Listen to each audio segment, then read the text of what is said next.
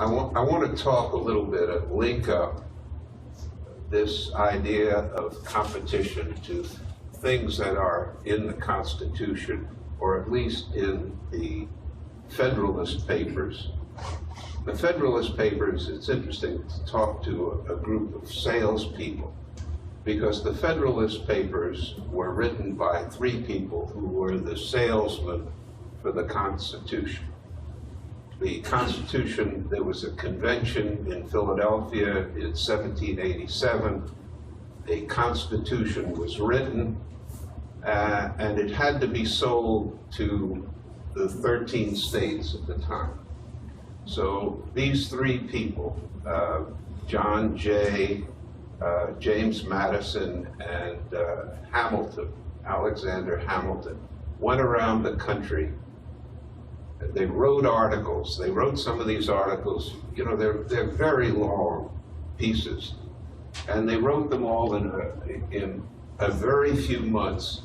And sometimes they would write a whole piece and they put it in the newspaper the next day, longhand. So that they were salesmen for the Constitution. My favorite among these is Alexander Hamilton.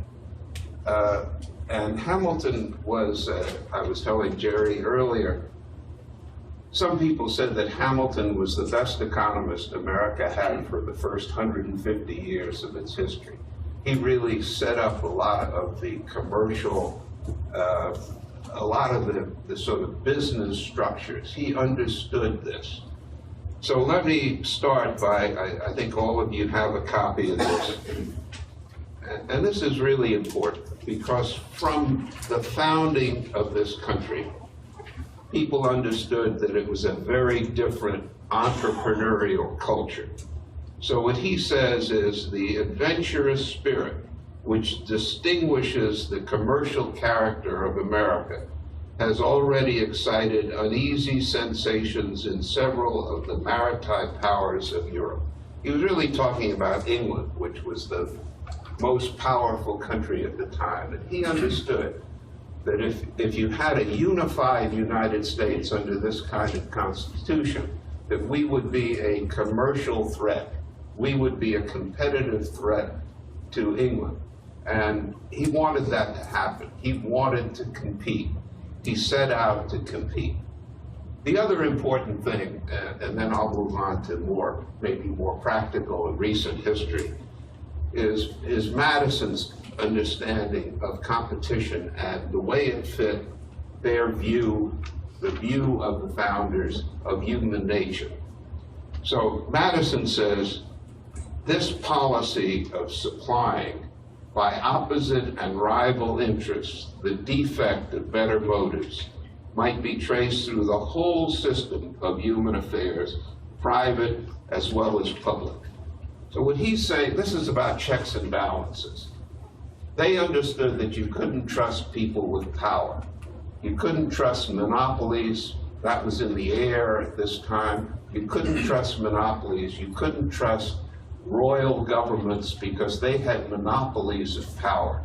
And the way to control those monopolies was to have opposite competition between different groups. So they tried to organize the whole structure of the American Constitution is designed to promote competition between different groups, between the Congress and the president, within the Congress with the parties, between the states and the federal government.